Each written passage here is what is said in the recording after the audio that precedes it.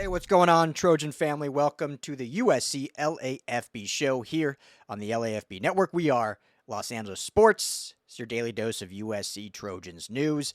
Today, not so much USC, a little more national news. Obviously, huge conversation right now about the AP poll. It's nothing really new. I've talked about it before.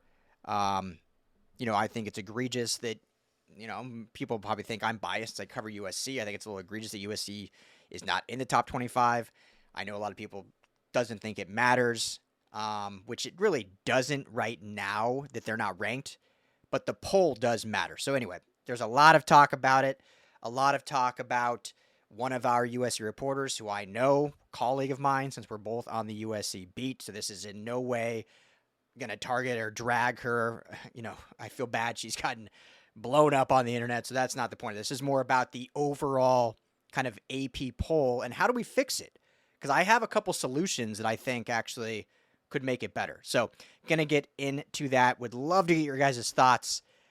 Comment below on just kind of the state of polling in general in, poll votes and how much impact they actually have on the college game and whether it's important or not. So comment below. Make sure to subscribe to the USC LAFB YouTube channel. You can become a member of the channel or head over to LAFBnetwork.com. Subscribe there. Part of your membership, 20% of it, is going to be donated to help youth sports initiatives right here in Los Angeles. One of the programs we are going to be supporting is Anthony Beaver's. He was a part of it. He kind of helps out and promotes LA Best, which is like an after-school sports program in inner LA cities. So we're going to help support that. So if you become a member or on the YouTube channel or a member on our LAFBnetwork.com website, join our community every month. Part of that's going to go to help that. So going to good cause plus all of our content. You help support LAFB, which obviously we love and support. So quickly, want to talk about our friends at Sleeper. One of the number one sports apps available now, and a ton of fun that you can do these kind of more or less games every single week. Obviously, day or year-long fantasy if you're in fantasy leagues. I'm also in a weekly pick'em that you can do, which is in the NFL or in college. You can set up leagues of like suicide leagues, right? Like you pick or survivor pool. Sorry, not suicide leagues. A survivor pool that you can do and do pick'ems. That's available on the Sleeper app. They have live game stats. You can do game chats with other fans, plus daily fantasy where pick 2 to 8 players in that game. So Jade Mayava, is he going to have more or less, 250 yards? Crushed that last week with his 414 yards. So you took more on that, which I did, and win some real money. If you download the app today and you go to deposit, use the promo code USCLAFB. You can see it right down here. I always point to the wrong spot. USCLAFB, all one word. They're going to match your deposit up to $100. Put in 25, get a free 25 to play with. Put 100, get a free 100 to play with. So download the Sleeper app today. Use the promo code USCLAFB to get a $100 match bonus.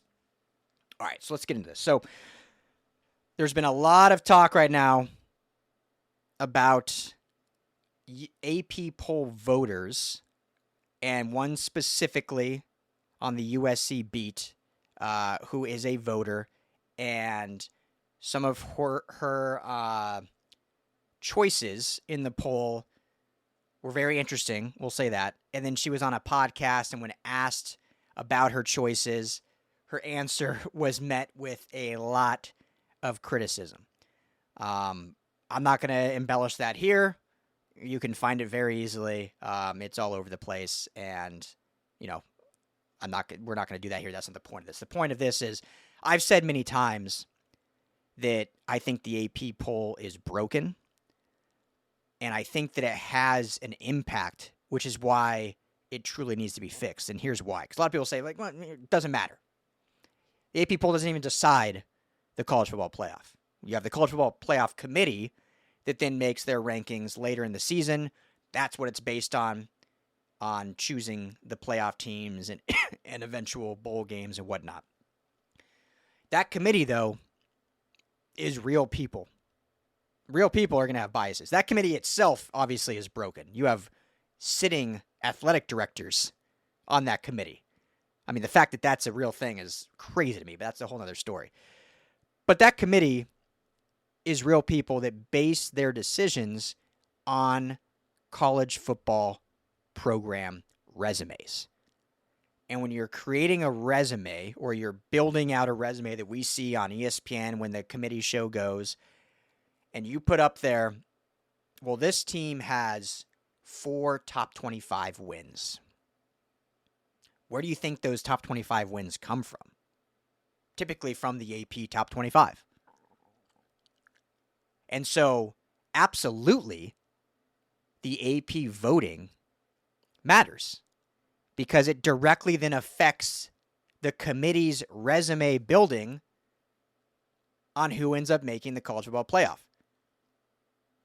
So it may not matter now that you're a team that's unranked, but if you're a team going into November and you've played 4, 5 top 25 AP teams, well, that gets used on your resume that they use.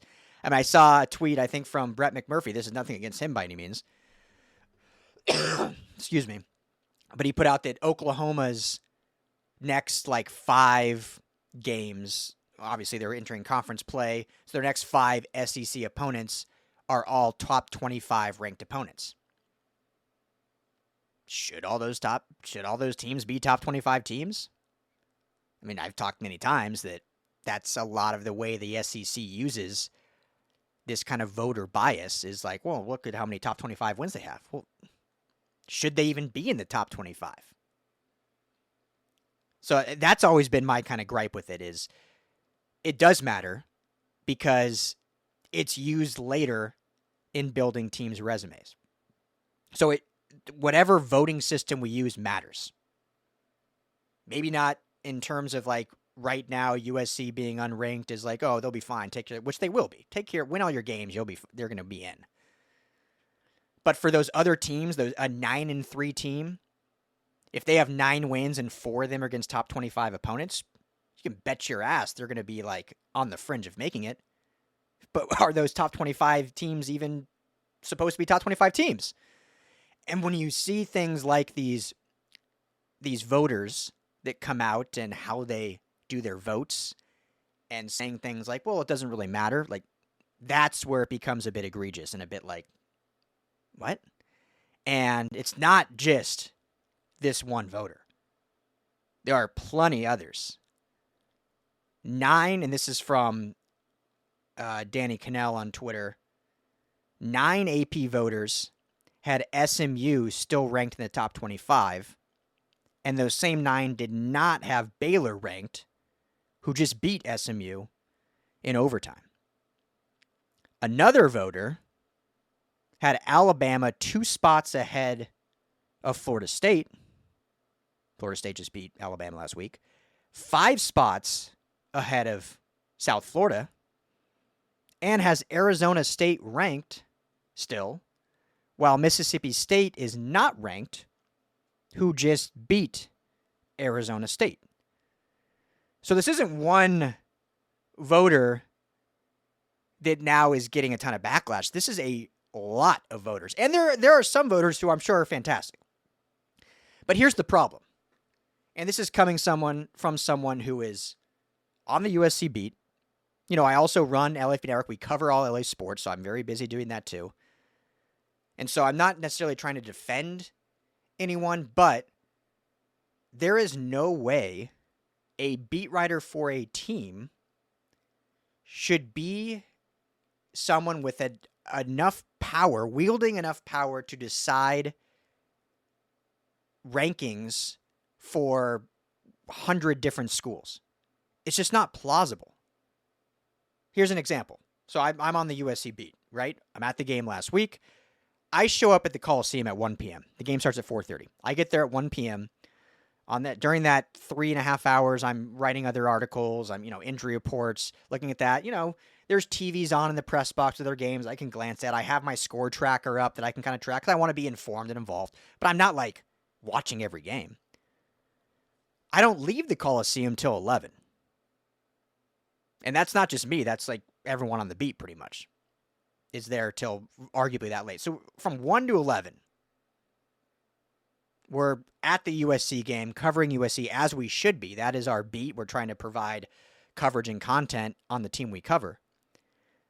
Well, then someone that's an AP voter the next morning submits their ballot for the top 25. How anyone would have a viable, concept of how everyone should be ranked, it's just not plausible. It's just not. So how do we fix it? Because the fact that this is how we decide our rankings, and these rankings have a direct effect on how the College Football Playoff Committee decides their rankings, anyone that denies that hasn't watched how the committee's done the last whatever, how long it's been. How do you fix it? So there's two ways. And I know the AP poll is historic. I'm not going to lie. If someone came to me eventually and was like, hey, would you want to be a member of the AP voter? I'd be like, heck yeah, that'd be awesome. But also I'd have to really look at, like, am I giving a true sense of what the voting should be? Like, do I have enough time to truly give a valuable ranking? So there's, I think, two new formats you could do. One, you have a committee, not like the college football playoff, not a committee of athletic directors, but a dedicated committee that is simply there to watch every game and rank teams. And obviously you have a vetting process and who's viable to do this, just like you would assume, you would assume the AP poll has. So that's one way.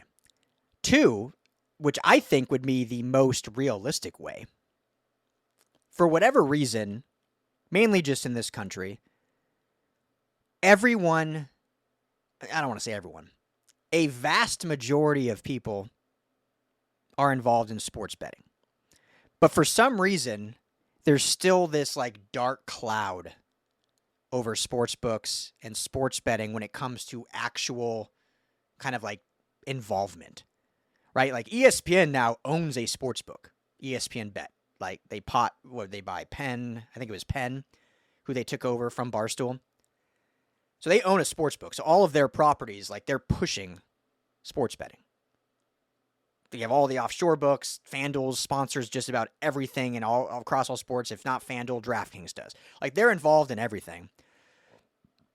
Lines are showed now on game screens. But for some reason, there's still, like, this weird enigma or stigma or dark cloud over it. But if you truly think about it, probably the most qualified group to create a top 25 ranking would be the books. It'd be the odds makers. Because there's no bias. All they care about is creating viable odds to potentially win money and make a bunch of money from bettors. So they're going to be as realistic as possible in that. And two, you know they're watching every single game, instance, injury. Like, they have to. They're not going to create a line for a game blindly. Like, if a starting quarterback gets injured and they didn't watch the game and they just make a line blindly, they're going to lose their ass on that game probably. So, I mean, that's a very, I think, viable option. It'll never happen because for whatever reason, there's still that weird dark cloud over sports bettings and the odds makers and the books. But that would be the most realistic top 25 poll when you really think about it. No biases, tuned in to everything going on. That would make the most realistic poll. When you look at USC and how much they've been favored in their first two games and now going into Purdue, being a 20-plus point favorite at Purdue, but you're not a ranked team in the AP poll, I think the odds are telling you they're probably a top 25 team. Now, that doesn't mean they're going to win by that, but anyone that's involved in any sports betting knows that they're usually pretty on. Like, the lines are usually pretty close. The over-unders are usually pretty close. The money line is usually pretty close. It's rare that they're completely wrong. It's rare. Like, it happens, but it's rare.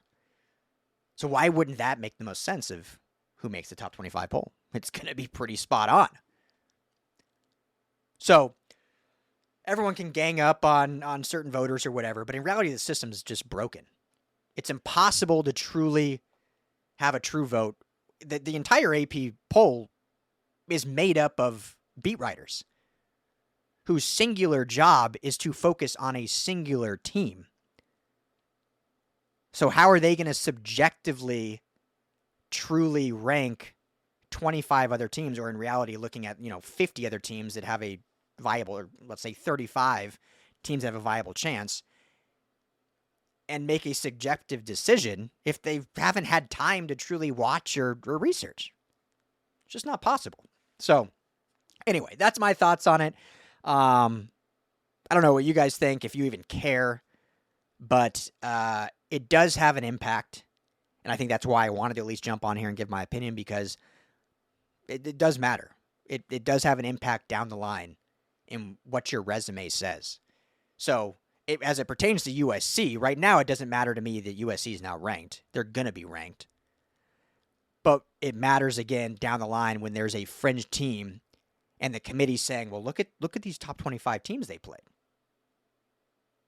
Look at all these top 25 quality wins they have. Like, should that be a quality win if we have a subjective committee that could actually be like, well, that's not a top 25 team. That they never should have been, then they never were. Curious your thoughts. Comment below. Let me know. I'm going to be back quickly. I think even I might just do another video right after this. Big recruiting update in terms of Peyton Houston. Some other recruiting updates in terms of 2027. So I'll get a recruiting video up here quick. We will be live tomorrow, Wednesday night, 7 p.m. Tim Pranley and myself, the call-in show. Bring your calls. This is a show that we want completely driven by you. Bring your phone calls. We'll have kind of a topic that will be our lead, but then it kind of just goes from there. Whatever your thoughts are, whether it's on the offensive line, the offense, the defense that I know we talked about last live, if it's a little shaky, how we feel about going into Purdue. So 7 p.m., USC LAFB YouTube channel. Come here, join, talk. We're going to be live after the Purdue game. Probably before it ends, because it's an away game. We're going to jump on in the final few minutes.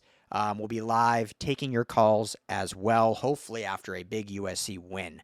So make sure to mark that in your calendar as well. It's a 12:30 kickoff time here in Los Angeles. Obviously, they're in West Lafayette, so at 3:30 Eastern kickoff time, meaning we'll be live in that roughly 4 p.m.-ish area. But we're going to go live as the game's ending. So hope to see all of you there. But thank you, as always, for making USC LAFB a part of your day. Make sure to hit that subscribe button. Become a member, either on YouTube or on LAFBnetwork.com. We would certainly appreciate it.